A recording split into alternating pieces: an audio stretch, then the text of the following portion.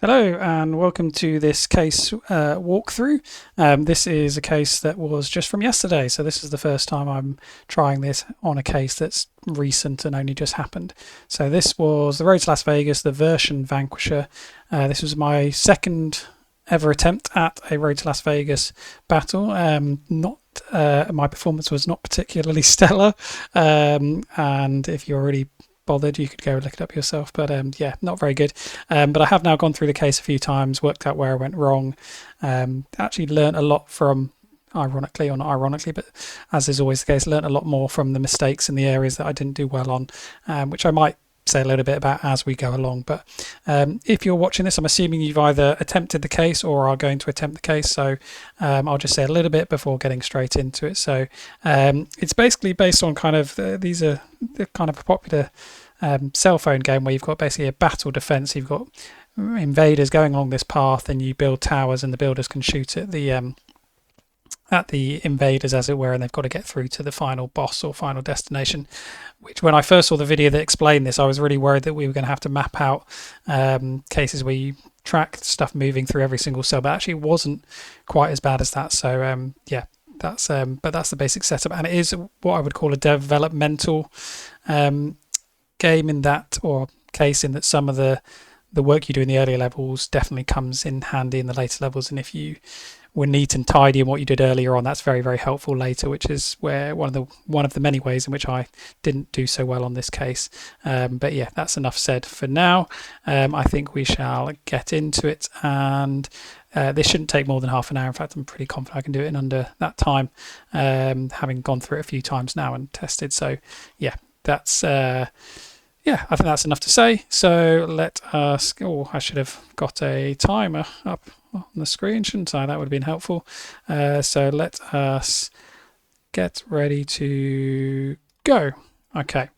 So level 1, I'm going to go straight to my data and just do some work here. So I'm going to change the names of these to tower, cost, range, damage. Here I will leave the same. I'm just going to call this forecast. This is gold, which is unique. HP is unique to this table. I'm going to call this file damage to distinguish it from the other one. And then I'm going to grab all of this, Control Shift F3, and name those ranges, and do the same thing over here to name those ranges. That's going to come in handy later. So first thing we want to do is work out the how much gold we receive for stopping each of these enemies this number of times. So I'm going to X look up the forecast in the forecast list, returning the gold. I'm going to multiply that by the number of enemies, and that's level 1. Then level 2, how many times would the given corporate tower need to attack the given row forecast to stop it? So this one we need to, I'm going to build this as a let, so let's call the tower, let's call, what do we need to find? We need to find the damage, so let's call D, and let's look up the tower in the tower and return the damage. And then we also need to find the HP, so we'll say X look up the forecast in forecast and return HP. And then what we need to do is round up the HP divided by the damage to 0. Oh, what have I done wrong here? X didn't put a comma in there, and there we go. And then let's carry on to level 3. On the live case, I built this into data table, but I don't think we actually need to do that. I think another let will help. So let us start by taking, let's call our data this set of information here. Then the numbers is going to be the text before in our data before the space cross space or X space times 1, and then the towers is going to be the text after the data space X space. And then what we want to do is we want to, let's make this formula bar a bit bigger so we can see what we're doing. We want to find out the costs by X looking up the towers in the tower, returning the cost. And then I think if I do that, that's going to return all the values. So I just want to sum those costs Oh no, I need to multiply them by the number. And that gives me my answers. Oops. So if I go down, fill that down, and then select that and copy that here, we're on track. I'm going to just zoom out a little. Next question. This time we need to look up, imagine we're placing this tower in this cell and work out how many path points are in our range. So what we're going to do here is go to the game tab. I'm just going to name this for now board, in case we need that later, and then I'm going to use OA robot, get cells of similar color.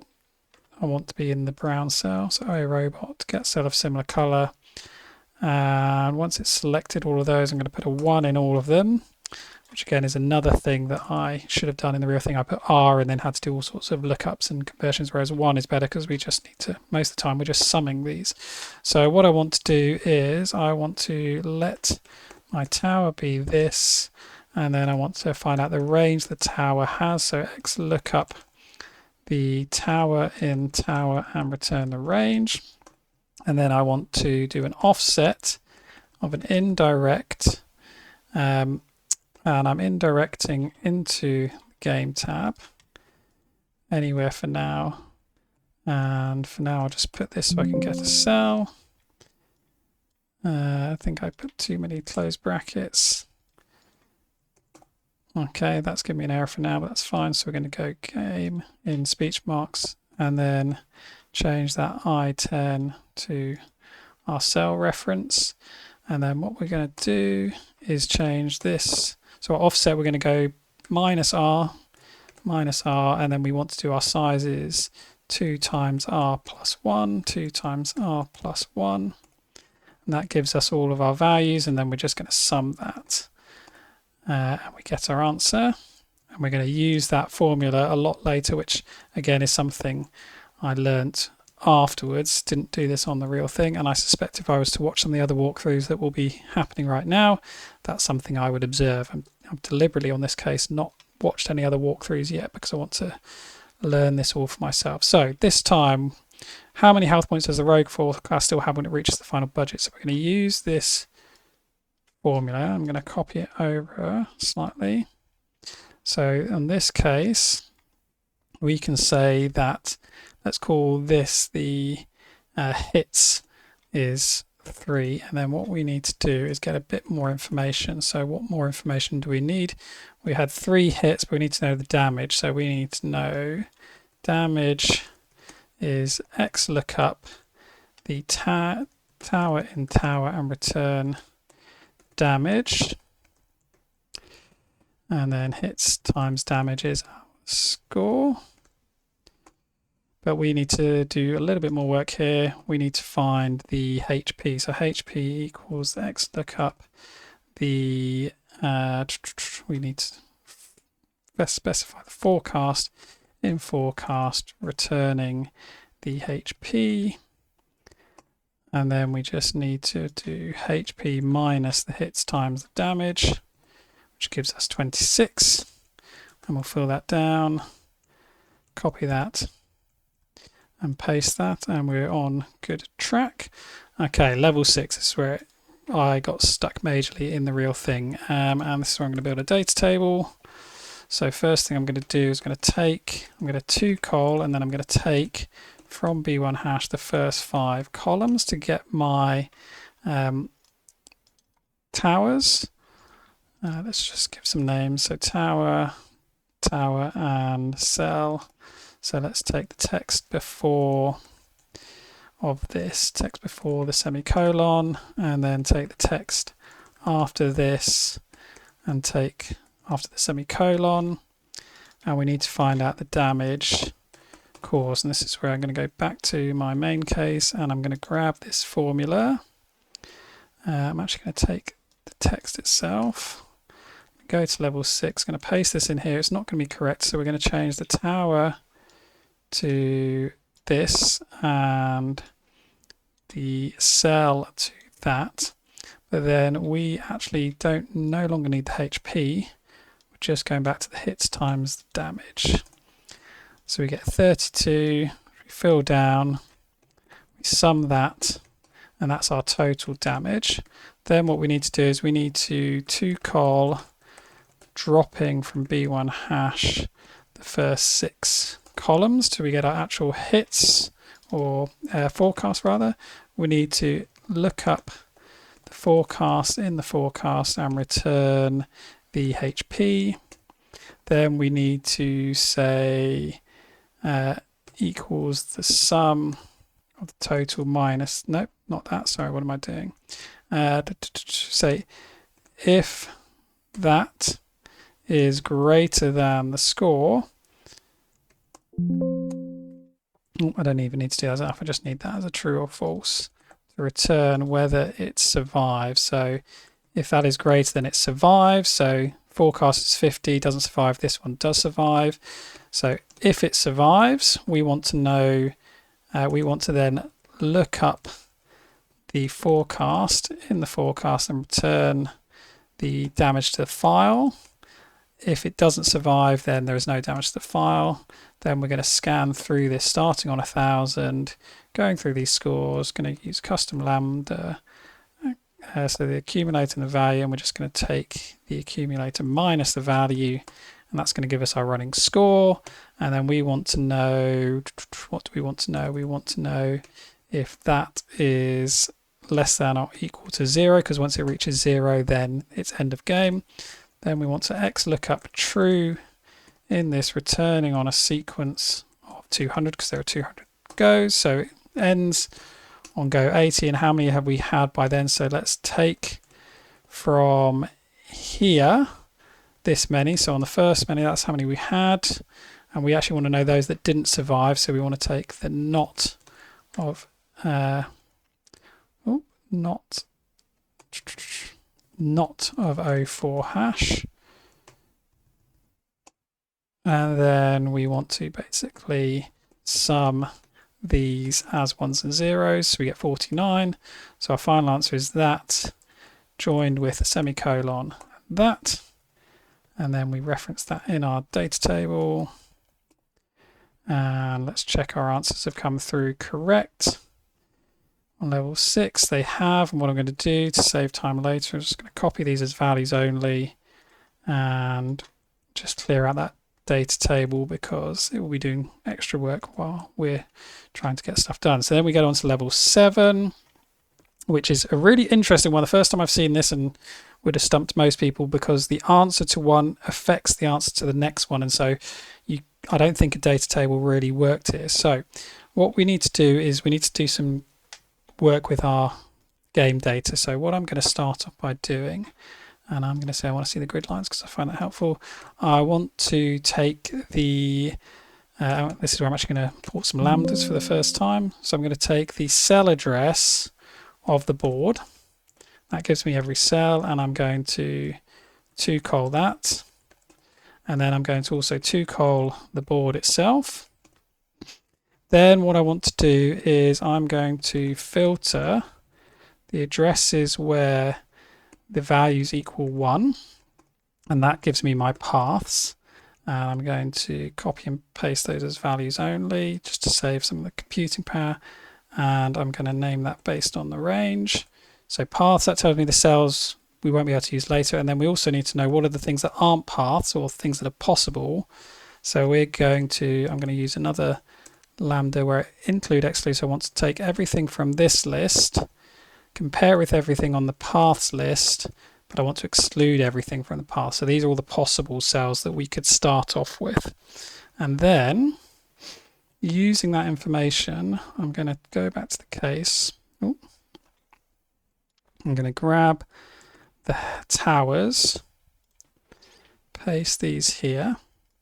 Let's just expand that. And then for every starting cell, we want to see what the score would be from that tower. So I'm going to grab my workings from, I think it'll be fine from this cell. So let's grab, no, we don't want hits times damage. Let's grab it from here. So go to this, paste that in.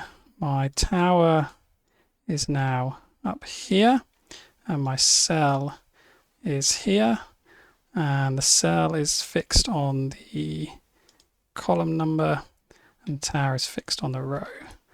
But actually I don't want the hits times the damage, I need to divide it by the cost. So I need to find out the cost, which is xlookup the tower in the tower, returning the cost.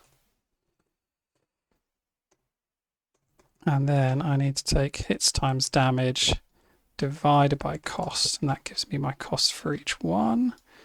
And we're now getting values, and for some of them getting zeros here because it doesn't return any values. Now what I'm going to do is I'm going to name these as my scores, which is going to be useful later.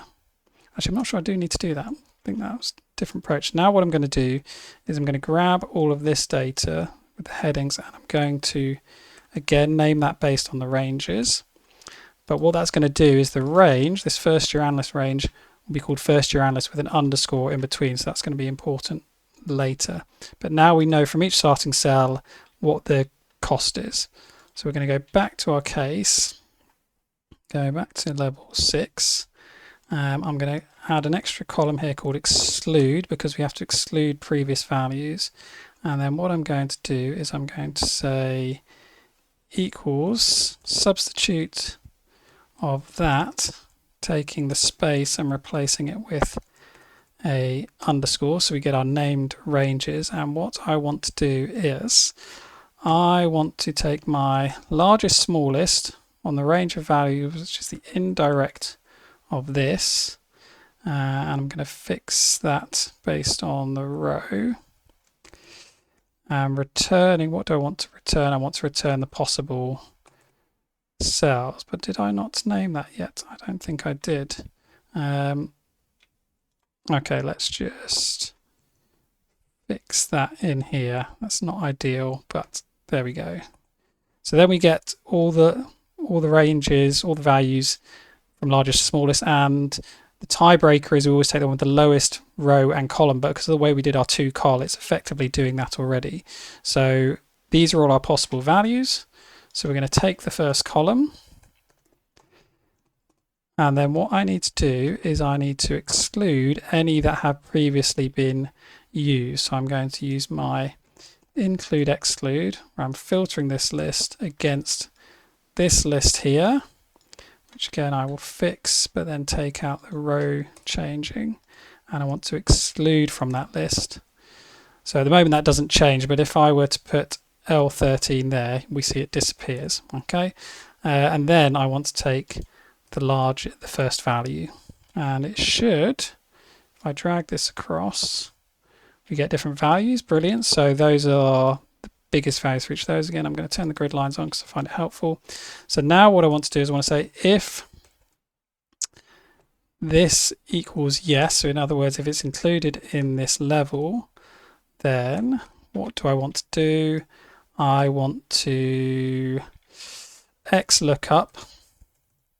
Oh, this is where I should have named the possible range. Let's do that now. So my possible range is this. Let's just name that pos for possibles. Go back here.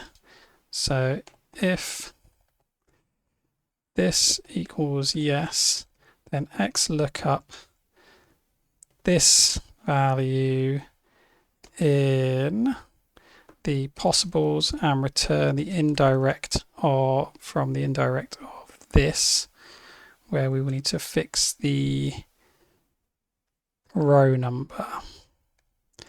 If it's not, just return 0. Okay, so we get 1.866, and if I drag this over to the right, for most of these we should get 0 or false. Oh, what have I done there? Oh, it's because I put 0 inside the xlookup. So we should get 0 for most of those. And then what we want to do is we want to return the largest. So we want to take the largest smallest from this range. We want to return the name of the tower, which is this range. And we're going to fix that. And that works for so on. And then we're going to just use @ to return the first thing. Then we're going to and join that with the same, again, something similar. So we're going to take the @ largest smallest of the same range because we're comparing, but this time we're returning the cell. And I think that gives us an answer. And then the last thing we need to do, I'm just going to make these a bit smaller, because what we need to do is we need to get the answer from the end of that in here. So I'm going to say if error, text after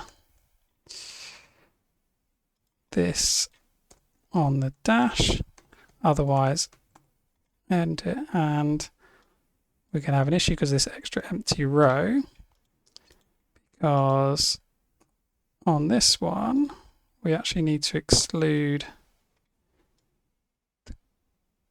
put that there, put that across, and then for this row we're going to point to the one below it, and then we've dragged that down, so each time we're excluding the last answer. So I'm going to take those answers, moment of truth, paste them in, and we're all good. Okay, excellent. How are we doing for time? 19, okay, 5 minutes, 20 minutes. Let's go do the bonuses. So bonus number 1, what is the sum of the HP of all enemies in level 2? So we're going to sum X looking up the enemies or the forecasts in the forecast, turning the HP, and we get 80,750. How many tiles on the road board? So we can just use sum of the board. Let's get 120. Across all legal tower placements and all tower types, what is the maximum number of road tiles covered by a single tower? So if we go to our game data, we take this last column, copy it over. Partner is the one with the biggest range. So if we take partner, and then if we adjust this where we don't want the cost, we just want the hits.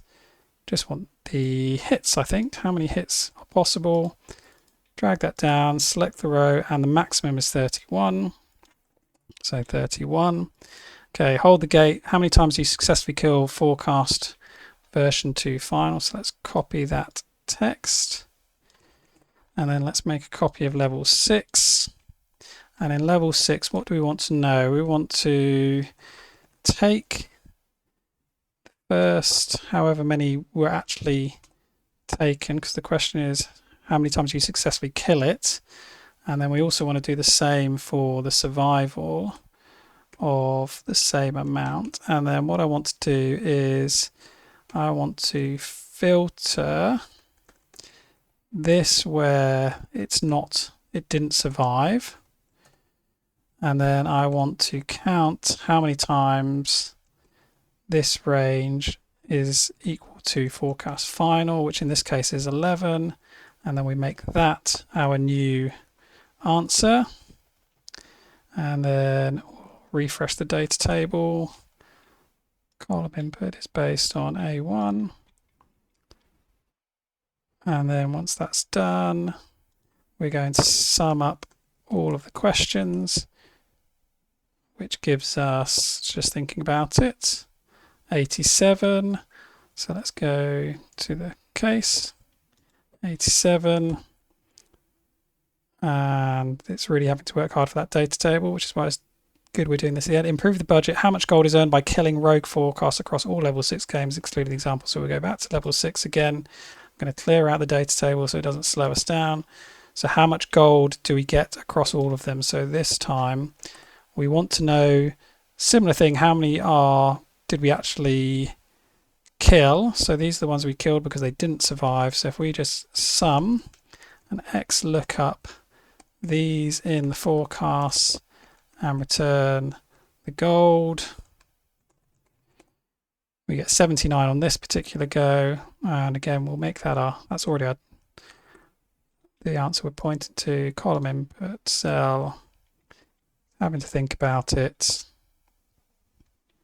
and we get 887, and we'll paste that there, and it's still thinking about it because it has to redo the data table in the background, and we get our last score and we're on 12:50, and our timing was 22 and 56. So I think what that shows, and as I think those of you who are interested will know, Dim did do it in time, got all the answers correct. I think about 26 minutes, but that's doing it first time, not seeing it before, which again is pretty incredible, boggles the mind. Just a bit of commentary on how I got on. So I did okay on levels 1 to 5. Level 6, I should have had enough time, and then what I tried to do was I tried to use OA Robot to generate a lambda statement for that bit of work, which this time I did as a let. So this piece of work here I had built out in a data table, and it actually wasn't as neat and tidy as this. It was kind of 5 or 6 steps, and when I tried to generate a lambda statement using OA Robot, because I had used a custom lambda inside, it then seemed to build that out into a stupid number of steps. Also, the first time I tried using the indirect, and it didn't like indirect inside it, so I spent so much time trying to get that working, and it didn't. And if I'd known those issues beforehand, I would have then done something else. And literally after the case was finished, I kind of thought about it and just built a let statement, and solved it like 5 minutes after the case was finished. So should have done level 6. So quite annoyed that I didn't, but again, learned some valuable lessons from that. Also, in the end on this walkthrough, as you'll see, I've only done one level was the data table. Every other level was done in the main sheet. I think I've been tending to lean towards data tables, which is great for being able to spread your work out, but then if you need to replicate or reproduce it or scale it up, it's not very useful. So I need to work on that balance of building let statements in here, which are easier to then kind of develop and move on without having to kind of work it backwards afterwards. So really interesting case. I think on first glance I thought it was impossible, particularly level 7, but I've now seen that it is doable. Like I said, the level 7 variation where the answer to the previous one affects the next answer, I thought was really interesting. I suspect that might be something that comes up more and more. But there we go. Tough one, but learned a lot, and I'm I think I can hopefully be in a better position for the next time. Like I said, it's only the second time I've done the road to Las Vegas, about the 4th or 5th time I've done a live case, having also done the UK qualifiers. So starting to get into it and learning lessons every single time, which is great. So if you did this case, let me know how you got on, and thanks for watching.